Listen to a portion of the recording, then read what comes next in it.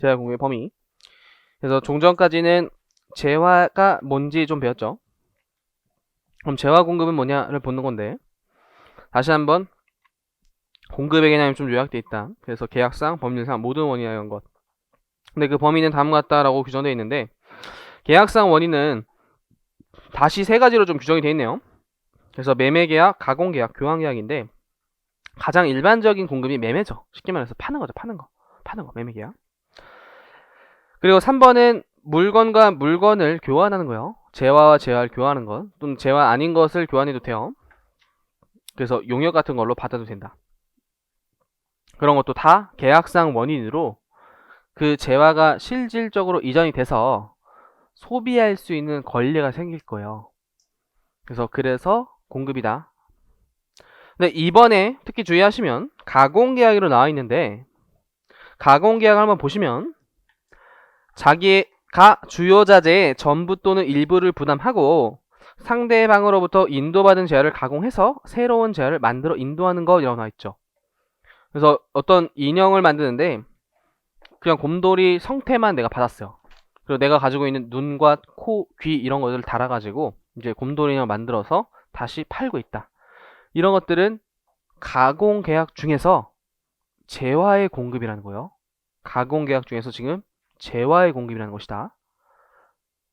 근데 이제 뒤에서 용해의 공급 배울 때 비슷한 가공계약이 나올 텐데, 그때는 자기의 주요 자재를 전혀 부담하지 아니하고 라는 표현을 시작할 거예요. 자기의 주요 자재를 전혀 부담하지 않고 그냥 가공만 했다. 그냥 곰돌이가 그냥 설치가 안 된 상태로 다 왔고 그냥 거기서 내가 눈, 코, 입만 붙여서 팔았다. 그거는 용역의 공급이라는 거예요. 용역 공급. 그래서 재화와 용역의 공급의 차이점들이 세 가지나 있다 그랬죠.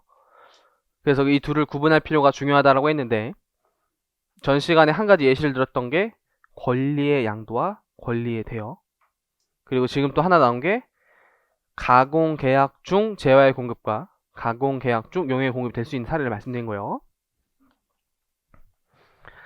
그리고 이제 양가로 이번에 그 밖의 원인을 보시면 경매, 수용, 현물 출자와 그 밖의 계약상 또는 법률상 원인에 따라 재화를 인도, 양도하는 것을 모두 그 밖의 원인에 따른 재화의 공급으로 보고 있는데, 일단 경매는 진짜 옥션 이런 데 물건을 넣어서 판 거죠.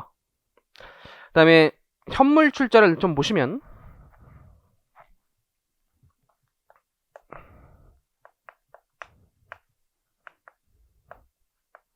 현물 출자 거래에 대해서 좀 설명드리면 앞으로 현물 출자 좀 많이 나올 거예요.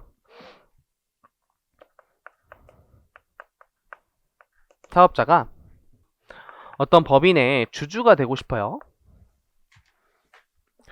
그럼 보통 현금을 나입하고 주식을 사겠죠. 현금을 나입하고 주식을 살 거예요. 근데 현금 대신에 물건 같은 걸 자본금으로 나입하고 주식을 받는 것을 현물 출자라고요. 현금 대신에 본인이 가진 건물, 뭐 토지 이런 것들을 법인에 주고 법인 주식을 받는 것, 그걸 현물 출자라고요. 그럼 그 거래를 좀 화살표로 표현해 보면, 사업자가 가지고 있는 건물을 주고 주식을 받았다. 이것도 넓은 의미에서는 교환 거래예요. 넓은 의미에서 교환 거래인 것이고, 또한 현물 출자 또한 사업자 거에 지금 법인으로 계약상 원인에 따라 인도, 양도되고 있어요. 건물이면 양도가 되고 있어요. 그래서 이제 이 건물을 소비할 수 있는 권리가 생겼죠. 그래서 재화의 공급에 해당돼요. 재화의 공급에 해당한다.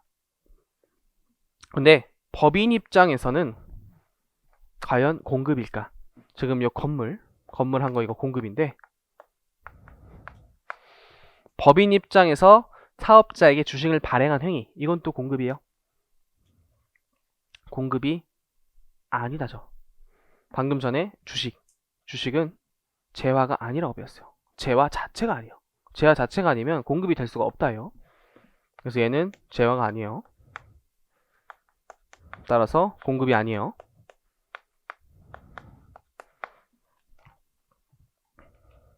잘 보셔야 돼요. 그래서 이제 뒤에서 점점 현물 출자에 대해서 살을 붙일 텐데, 이 챕터에서는 이게 공급이냐 아니냐 배울 것이고, 이제 과세표준 챕터에서 그럼 얼마를 과세할까를 배우면서, 면세 챕터에서는 이제 토지 같은 재산이 면세다인 걸 배울 거예요. 그래서 이 사업자가 이번에 건물 대신에 토지를 법인한테 출자하고 주식을 받았다. 그것도 공급이 아니요. 그 이유는 면세요. 토지는 면세요. 그리고 또 사를 이제 점점 붙여 나갈 것이다. 현물 출자라는 사례에 대해서 지금은 공급인지 아닌지만 볼게요. 그리고 꽃표시를 하나 볼게요. 그 바로 그 밖의 원인 아래쪽 꽃표시요. 그래서 수재, 화재, 도난, 파손, 재고, 감모, 손 등으로 인하여 재화를 잃어버리거나 재화가 멸실된 경우에는 재화의 공급을 보지 않는데요. 그래서 즉 소비할 수 있는 권리가 사라져버렸죠. 공급이 일어나지 않았다고 봐서 공급을 보지 않는다. 한 줄 정도 기억하시고, 항상 부가세는 번 돈이 아니라 소비 행위에 대해서 부과된 세금이요. 그리고 줄을 따라가 보면 위 규정에도 불구하고 법률에 따른 공매, 경매, 수용 절차에 따라서 재화를 인도, 양도하는 것은 재화의 공급을 보지 않는데요. 방금 위쪽에서 공매, 경매 같은 게 그 밖에 원인이 있었으나 법률에 따른이 중요한 거예요. 법률에 따른 공매, 경매, 수용은 재화의 공급을 보지 않는데 좀 더 자세한 건 60페이지에서 배울 거예요.